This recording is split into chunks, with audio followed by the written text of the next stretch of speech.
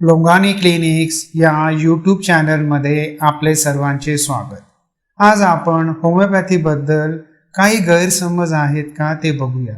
जसे की या पॅथीमध्ये आजार बरे व्हायला वेळ लागतो अथवा या पॅथीचा औषधोपचार सुरू केला की कांदा लसूण खाणे बंद करावे लागते वगैरे।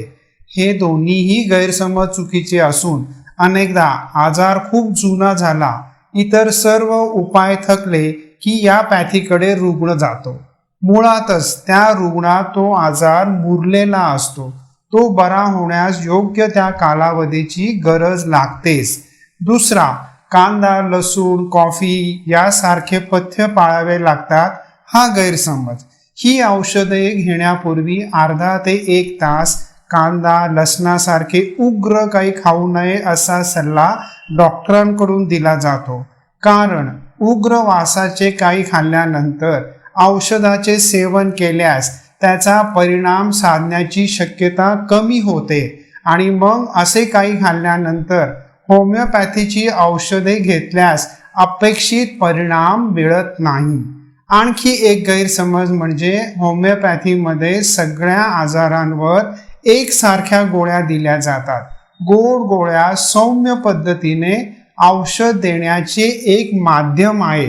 यामध्ये जे औषध टाकले जाते ते प्रत्येक रुग्णाच्या आजारानुसार वेगळे असते।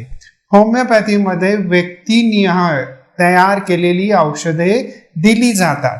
ताप थंडीची तक्रार असलेल्या 2 रुग्णांमध्ये सुद्धा एक औषध दिले जात नाही। सांधेदुखी पचनाचे विकार किंवा इतर कोणत्याही तत्सम आजारांमध्ये एखाद्या रुग्णाला ठराविक औषधाने आराम मिळाला म्हणून तशाच आजाराच्या दुसऱ्या रुग्णाला ती ठराविक औषधे देता येत नाहीत, कारण व्यक्तीचे वय प्रकृती आजाराचा कल कारण मीमांसा आजाराची पूर्वीची माहिती इत्यादी गोष्टी विचारात घेतल्याशिवाय रामबाण औषध दिले जाऊ शकत नाही।